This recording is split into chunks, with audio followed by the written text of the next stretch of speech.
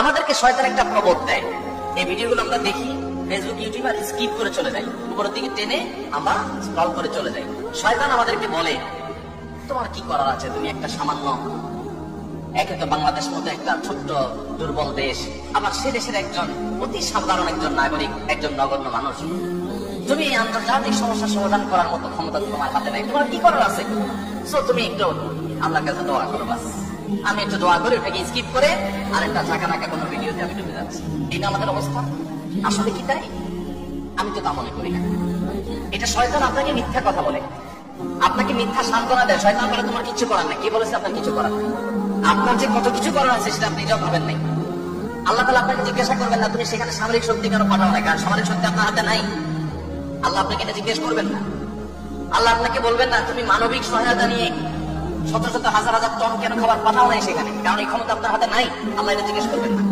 আল্লাহ জিজ্ঞাসা করবেন তোমার হাতে একটা ইয়াহুদি পণ্য তোমার বাসায়, তোমার টয়লেটে, তোমার বেডরুমে, তোমার প্রত্যেকটা জায়গা, কখনো সাবানের নামে, কখনো শ্যাম্পুর নামে, কখনো লোশনের নামে, কখনো চকলেটের নামে, কখনো ড্রিঙ্কস এর নামে, কখনো রেস্টুরেন্টের ফাস্টফুডের নামে, তোমার বাসার প্রতিটা কক্ষে কক্ষে প্রতিটা টয়লেটে তাদের পণ্যগুলো শোভা পেয়েছে। এই পণ্য বেচা টাকা দিয়ে তারা বোমা হামলা করে মানুষ মেরেছে। তুমি শুধুমাত্র তাদের প্রতি সিম্পেথি দেখাতে পারতে, সেটা তো দূরের কথা, উল্টো বরং তুমি সেই বোমা হামলার সঙ্গে জড়িত। তুমি জেনে হোক আর না জেনে হোক, তুমি বুঝে হোক আর না বুঝে হোক, তুমি কিন্তু সেই বোমা হামলার সাথে জড়িত।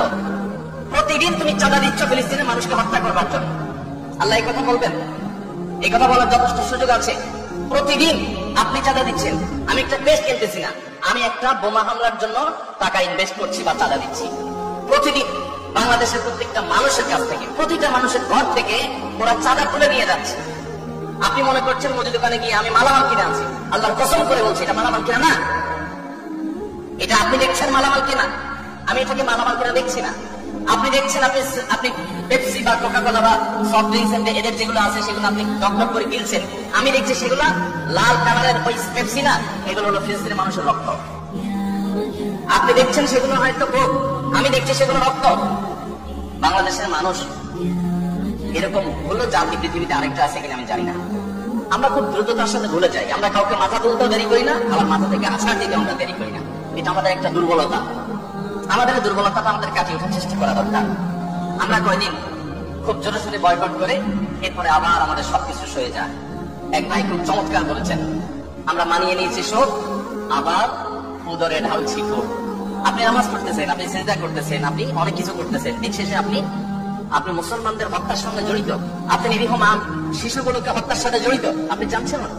আমরা মুসলমানরা যদি শুধুমাত্র তাদের পণ্যগুলো বয়কটটা যদি যথাযথভাবে করতে পারি, তাহলে তারা অন্তত 50% এমনিতেই সাইজ হয়ে যাবে। আমি তো মনে করি যে এই প্রেক্ষাপটে, এই বাস্তবতায়, ফিলিস্তিনের এই বাস্তবতা অন্তত আপনারা যদি প্রত্যেকে আন্তরিক হন এবং সচেষ্ট হন, তাহলে সেক্ষেত্রে আপনারা বাণিজ্যিকভাবে লাভবান হতে পারেন, কিন্তু সেটা মূল উদ্দেশ্য থাকবে না। আপনারা মূলত দিনই চেতনা থেকে কাজটি করবেন। আল্লাহ তাআলা আমাদের সবাইকে আমাদের যে দায়িত্বটুকু আছে সেই দায়িত্বটুকু আদায় করার তৌফিক দান করেন।